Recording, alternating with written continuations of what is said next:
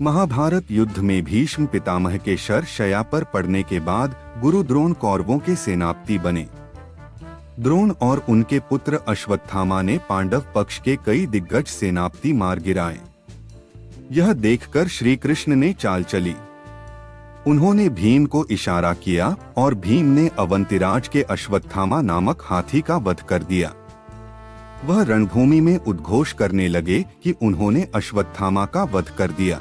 गुरु द्रोण को भीम की बात पर विश्वास नहीं हुआ। उन्होंने धर्मराज युधिष्ठिर से इसकी सत्यता पूछी, क्योंकि वह झूठ नहीं बोलते थे। युधिष्ठिर ने जवाब दिया, अश्वत्थामा मारा गया, परंतु हाथी बोलते समय श्री कृष्ण ने शंखनाद कर दिया, जिसके शोर के चलते गुरु द्रोणाचार्य हाथी शब्द नहीं सुन पाए।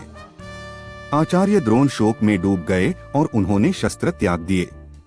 तभी द्रौपदी के भाई धृष्टद्युम्न ने तलवार से उनका सिर काट दिया। अश्वत्थामा प्रतिशोध की आग में जल रहा था।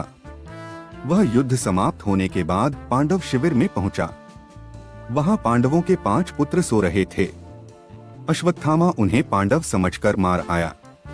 उसने उत्तरा की कोख में पल रहे अभिमन्यु के पुत्र परीक्षित पर भी ब्रह्मास्त्र चलाकर पांडवों के वंश का समूल नाश करने का प्रयास किया। भगवान श्री कृष्ण उसके इस कृत्य से बहुत क्रोधित हुए। उन्होंने अश्वत्थामा के माथे की मणि निकलवा ली और उसे चिरकाल तक भटकते रहने का श्राप दिया।